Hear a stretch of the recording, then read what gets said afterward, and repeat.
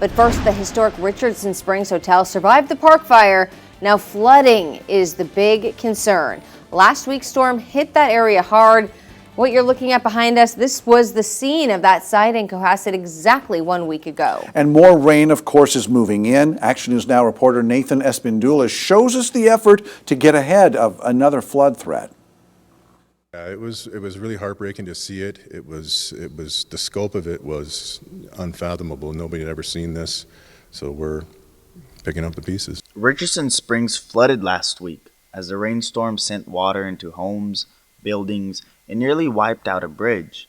The historic area has been home to the Christian missionary group YWAM since 1988, and residents say this is the worst flooding they've ever seen. And you could see the water was like a foot or a foot and a half high, maybe even 2 feet. And it was like, oh man, I started wondering, what is it going to look like inside the building? One of the scariest and craziest stories from the whole flooding here at Richardson Springs came from this exact cabin, Cabin 41, where a woman and her 2 young children had to escape through this window. It started flooding. They weren't able to make it out the door, so her and her 2 little children had to escape through this little window and spend the night somewhere in higher ground. Can you just imagine that? Being at your house, the water starts coming, you're not able to get out, and you have to escape through the window?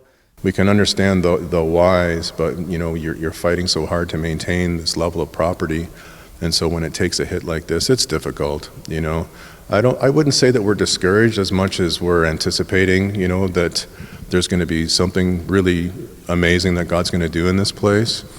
And while it's safe to say that the folks here at Richardson Springs are far from fully recovered from the floods last week, they are already taking the steps to prepare for the next set of rains. And how are they doing that, you may ask, with this bad boy right here? Sand. This sand is put in place to prevent the river from overflowing again. Super interesting thing, because that actually gives you a perspective of just how high the waters from that river got. Because that river right there, the waters got so high that they've made it all the way over here. And while there's no estimate on how much everything will cost, residents say they're not giving up. You know, we made it through the fire, and it was a lot of hard work, and so it's like, okay, here we go again. We're just going to have to see how we can walk through this one, and just trusting God to keep making a way for us to move forward. In Richardson Springs, I'm Nathan Espindula for Action News Now.